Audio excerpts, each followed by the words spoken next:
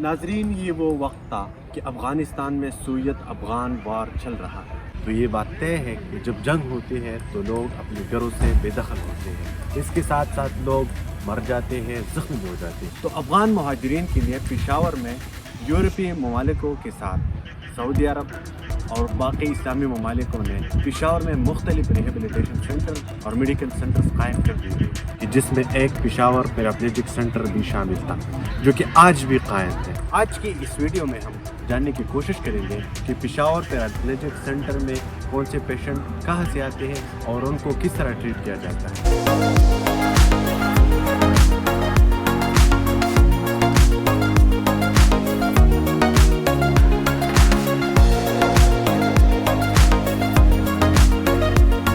Government of Khyber Pakhtunkhwa department of health के umbrella के नीचे, छतरी के नीचे एक ऑटोनोमस बॉडी के तौर पर काम कर रहा है। सिर्फ स्पाइनल कॉर्ड इंजरी नहीं बल्कि कॉम्प्रिहेंसिव फिजिकल रिहेबिलिटेशन, जिसमें और भी मुख्तलिफ कंडीशंस आ जाती हैं, जैसे वो बच्चे जो कि ऑटिज़म स्पेक्ट्रम के साथ पैदा होते हैं या जो ऑटिज़म का शिकार होते हैं, या वो बच्चे जिनके पाँव अंदर की तरफ मोड़े होते हैं, क्लब फुट वाले बच्चे, या वो लोग जिनको हेड इंजरी या स्ट्रोक वगैरह होती है, तो उन लोगों को भी हमने यहाँ पे रिहेबिलिटेट करना शुरू कर दिया है। स्पाइनल कॉर्ड इंजरी एक ऐसी कंडीशन है जो कि नौजवानों पूरे पाकिस्तान में 7 से लेकर 9,000 तक हर साल लोगों की कमर और गर्दन की हड्डी टूटती है। एक्सीडेंट्स में गोलियां लगती है, लोग ज़ेर तामीर बिल्डिंग से गिरते हैं, दरख्तों से लोग गिरते हैं, मैनहोलों में गिरते हैं, कुएं के अंदर गिरते हैं, कोयले के कान कोलैप्स होते हैं। तो लोगों की कमर और गर्दन की हड्डी जब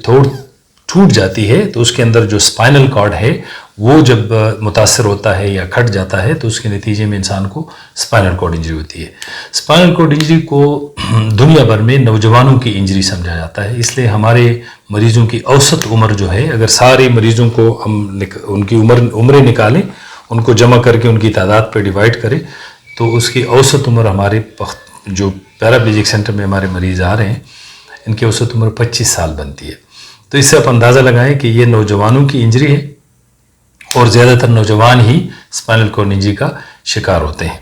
हमारे पास जब इस तरह के लोग आते हैं, बदकिस्मती से चूँकि हमें वाहिद इदारा है, काबुल से कराची तक कोई और इस तरह का इदारा मौजूद नहीं है सिविलियन आबादी के लिए कि जहाँ पे जाके स्पाइनल कॉर्ड इंजरी वाले मरीज़ों को रिहेबिलिटेट किया जा सके। तो हमारे पास आम तौर से जो दूर दूर के मरीज़ आते हैं वो काफ़ी देर से हमारे पास पहुँचते हैं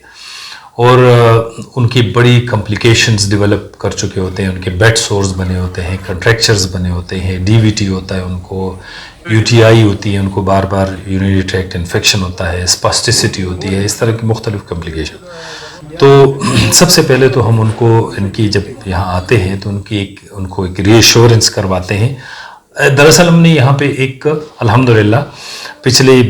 15-20 सालों में हम इस काबिल हुए हैं कि हम एक नया कल्चर हमने यहाँ पे इंट्रोड्यूस किया हुआ है, और वो कल्चर ये है कि पैराप्लेजिक सेंटर के हमने 3 स्लोगन रखे हुए, और एक स्लोगन ये है कि paraplegic centre where hopes remains alive, कि जहाँ पे उम्मीदें ज़िंदा रहती हैं और जहाँ पे मंजिल आसमानों से भी आगे है, यानी कि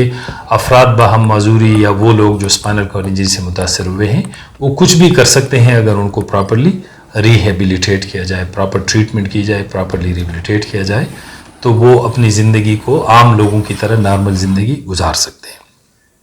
इसी तरह हमने हमारे जो कल्चर है, सकाफ़त है इस इदारे का, उसमें एक और चीज़ हमने ये इंट्रोड्यूस किया हुआ है कि paraplegic centre where patient is the boss, कि पैराप्लेजिक सेंटर एक ऐसा इदारा है जहाँ पे मरीज़ ही हमारा बॉस है। बॉस इलियास या हमारे चेयरमैन बोर्ड के या बोर्ड के मेंबर या हमारे कोई रिहैब डायरेक्टर या कोई फाइनेंस डायरेक्टर बॉस नहीं है, या डॉक्टर या फिजियोथेरेपिस्ट बॉस नहीं है, बल्कि मरीज़ हमारे बॉस है। उन्हीं की वजह से यहाँ पे लोगों को तनख्वाही मिलती है और उन्हीं की वजह से लोगों को इज़्ज़त मिलती है, इसलिए फिर उसके बदले में मरीज़ की भी इज़्ज़त होनी चाहिए। और यही वजह है कि अल्हम्दुलिल्लाह न सिर्फ ये कि हम यहाँ पे जदीद तरीन अंदाज में जो भी स्पाइनल कॉर्ड इंजरी की रिहेबिलिटेशन के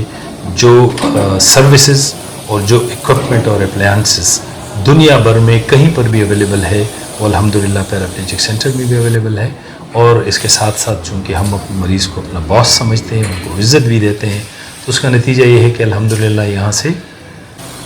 جو لوگ فارغ ہوتے ہیں ہم ان کو گریجویٹس کہتے ہیں، اور ہمارے جتنے گریجویٹس ہوتے ہیں وہ ہمیں بھی اور ہمارے سٹاف کو بھی دعاؤں میں یاد رکھتے ہیں اور ایک اچھے نام سے اس ادارے کو یاد کرتے ہیں۔ ایک چیز جو میں درمیان میں ڈرفٹ اوے فرام اٹ، اور وہ یہ ہے کہ سروسز آپ نے پوچھا، تو سروسز ہماری جو ہے نا یہاں پہ 21 مختلف کمپوننٹس ہے کمپریہنسو فزیکل ریہیبلیٹیشن کے۔ اس میں فزیو تھراپی ہے، آکیوپیشنل تھراپی ہے، اسپیچ لینگویج پیتھولوجی ہے، آرتھوٹکس اینڈ پروستھیٹکس ہے، کسٹم میڈ ویل چیئرز بنا کے دیتے ہیں، سائیکولوجیکل کاؤنسلنگ ہے، ریکریشنل تھراپی ہے، کمیونٹی ری انٹیگریشن ہے، فالو اپ سروسز ہیں، مریضوں کو گھروں میں فالو کرتے ہیں، ان کے لیے wheelchair accessible bathrooms install کر کے دیتے ہیں، ایکسیسیبلٹی سلوشنز ان کے لیے نکالتے ہیں، ان کی گاڑیوں کو ہم ویل چیئر ایکسیسیبل بناتے ہیں، گھروں کی ایکسیسیبلٹی پہ کام کرتے ہیں،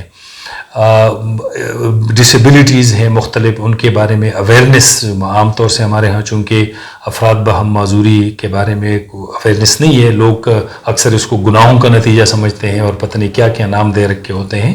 تو ان سارے چیزوں پہ ہم کام کر رہے ہوتے ہیں۔ بہت سارے ایسی ڈسیبلٹیز ہیں جو کہ پریونٹ کی جا سکتی ہے، جن سے بچا جا سکتا ہے۔ آج میں نے پشاور پیراپلیجک سینٹر کا وزٹ کیا اور یہاں پہ میں نے ان لوگوں کو دیکھا جو فزیکلی ڈسیبلٹی کا شکار ہے، وہ کسی جسمانی کمزوری کا شکار ہے، ان کا یہاں پہ باقاعدہ پراپر 0 to